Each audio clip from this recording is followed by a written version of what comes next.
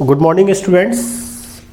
कल की last class के अंदर मैंने आपको डी ब्रोगली की द्वैत प्रकृति के बारे में बताया था और मैंने आपसे कहा था कि फाइनली जो फॉर्मूले निकल के आते हैं वो फॉर्मूले होते हैं लैम्डा बराबर एच अपॉन पी, दूसरा फॉर्मूला लैम्डा बराबर एच अपॉन एम पी। ये फॉर्मूले निकल के आते हैं। ज़्यादातर इनके ऊपर थ्योरेटिकल क्वेश्चंस आता है, लेकिन कई बार ऐसा होता है कि इनके ऊपर न्यूमेरिकल क्वेश्चंस भी बन जाते हैं। आरपीएससी ने कई बार, ज़्यादातर आरपीएससी ने तो थ्योरेटिकल क्वेश्चन ही पूछा है, लेकिन नीट की बात करें या कोई दूसरे एग्जाम्स की बात करें तो कई बार उनके ऊपर न्यूमेरिकल क्वेश्चन आ जाता है। न्यूमेरिकल क्वेश्चन करते समय कुछ चीज़ों का ध्यान रखना है। क्या ध्यान रखना है? यूनिट्स का ध्यान रखना है। सबसे इंपॉर्टेंट चीज़ है यूनिट का ध्यान रखना है। अगर क्वेश्चन के अंदर हमसे कहा गया है कि डी ब्रोगली तरंगदैर्ध्य आप मीटर में ज्ञात करें, तो उस स्थिति में सारी यूनिट्स हमें एमकेएस पद्धति में लगानी है। उस समय एच का मान 6.6 इंटू 10⁻34 जूल सेकेंड में लगेगा। जो भी गतिशील कण है उसका मास किलोग्राम में रखेगा और वेलोसिटी मीटर पर सेकेंड में लगेगी। लेकिन अगर वो इसी तरीके का क्वेश्चन हमसे पूछता है कि आपको डी ब्रोगली तरंगदैर्ध्य ज्ञात करनी है और वो डी ब्रोगली तरंगदैर्ध्य आपको सेंटीमीटर में ज्ञात करनी है, तो उस समय जो सारी की सारी जो यूनिट्स हैं वो हमारी सीजीएस पद्धति में लगेंगी। उस समय एच का मान जूल में ना लगकर अर्ग में लगेगा, 6.6 इंटू 10⁻27 अर्ग सेकेंड। जो द्रव्यमान है वो किलोग्राम की जगह ग्राम में आएगा और वेलोसिटी का जो मान है वो मीटर पर सेकंड की जगह सेंटीमीटर पर सेकंड में लगेगा। इसी बेसिस के ऊपर न्यूमेरिकल बनाते हुए मैंने 3 न्यूमेरिकल्स आपको दे रखे हैं। यहाँ पर न्यूमेरिकल्स के अंदर कैलकुलेशंस आप खुद करेंगे। फाइनली मैं आपको बताता चलता हूँ कि इन पर क्वेश्चंस किस किस तरीके से सॉल्व होते हैं। पहला क्वेश्चन अगर आप देखें तो इस पहले क्वेश्चन के अंदर अगर हम देखें, हमसे कहा है एक इलेक्ट्रॉन है जो प्रकाश के वेग का 1% से गति कर रहा है और उसकी लैम्डा को कैलकुलेट कीजिए। तो ऐसी स्थिति में हमारे दिमाग में आना चाहिए कि लैम्डा बराबर हमें पता है एच अपॉन एम वी है। वहाँ चारों ऑप्शंस मुझे देखने होंगे कि मुझसे आंसर किस फॉर्म में पूछा गया है। ज़्यादातर आंसर मीटर की फॉर्म में पूछा जाता है, तो मीटर की फॉर्म में पूछा जाए तो उस समय हमें ध्यान रखना है एमकेएस पद्धति सब जगह लगेगी। उस समय एच की value 6.6 into 10⁻34 joule second.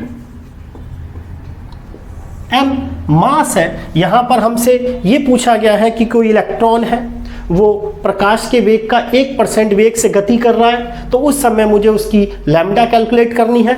Lambda बराबर एच अपॉन एम वी है। एच की वैल्यू 6.6 इंटू 10⁻34 जूल सेकेंड में है। इलेक्ट्रॉन का द्रव्यमान, अब यहाँ ध्यान रखना है इलेक्ट्रॉन का द्रव्यमान किलोग्राम में होगा और किलोग्राम में इलेक्ट्रॉन का द्रव्यमान 9.1 इंटू 10⁻31 kg। और जो वेलोसिटी है वो ये कहता है कि जो वेलोसिटी है वो प्रकाश के वेग का 1% है। अब आपको पता है प्रकाश का वेग कितना है, 3 इंटू 3 गुना 10 की घात 8 मीटर पर सेकेंड है और उसका 1% निकालना है। 1% का मतलब 1/100। जब आप इसको कैलकुलेट करेंगे, इस चीज को आगे कैलकुलेट करेंगे, तो फाइनली जो आपका आंसर आएगा वो आंसर आएगा 2.42 इंटू 10⁻10 मीटर। क्वेश्चन नंबर 1 इस तरीके से सॉल्व होता है। तो जो पहला क्वेश्चन है वो आपसे इस तरीके से पूछा जाएगा, डायरेक्ट फॉर्मूले बेस्ड क्वेश्चन होगा। ध्यान रखना है, चारों ऑप्शंस को देखना है कि चारों ऑप्शंस में जो लैम्डा है वो मीटर में है या सेंटीमीटर में है। अगर मीटर में है तो एमकेएस पद्धति लगानी है, 6.6 इंटू 10⁻34 जूल सेकेंड। एम जो भी पार्टिकल है उसका मास किलोग्राम में लगेगा और वेलोसिटी किसके अंदर लगेगी, मीटर पर सेकंड में। यहां मुझे प्रकाश की वेलोसिटी दे रखी है, लेकिन उसका 1% से वो गति कर रहा है। प्रकाश का वेग आप सब जानते हैं 3 गुना 10 की घात 8 मीटर पर सेकंड और उसके 1% का मतलब 1/100 और आप इसको कैलकुलेट करेंगे तो 2.42 इंटू 10⁻10 मीटर आएगा। क्वेश्चन नंबर 2 देखें आप।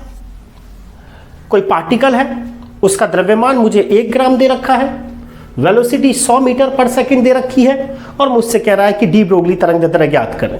यहां तक हमें समझ में आ रहा है कि वही चारों ऑप्शंस देखें, चारों ऑप्शंस में इसका आंसर मीटर में दे रखा है।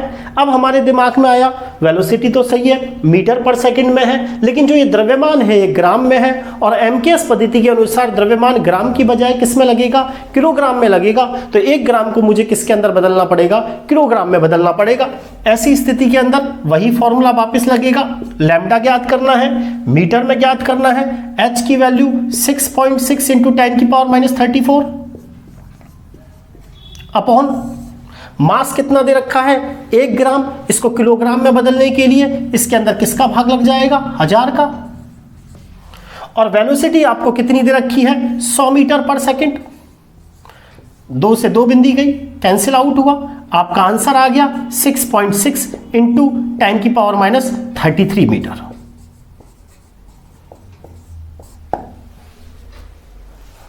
क्वेश्चन नंबर 3 देखें, जो तीसरे नंबर का क्वेश्चन इस पर बनता है न्यूमेरिकली, वो मैंने आपको फॉर्मूला बताया हुआ है, लैम्डा बराबर h/p और संवेग और काइनेटिक एनर्जी में रिलेशन होता है p बराबर √2m काइनेटिक एनर्जी।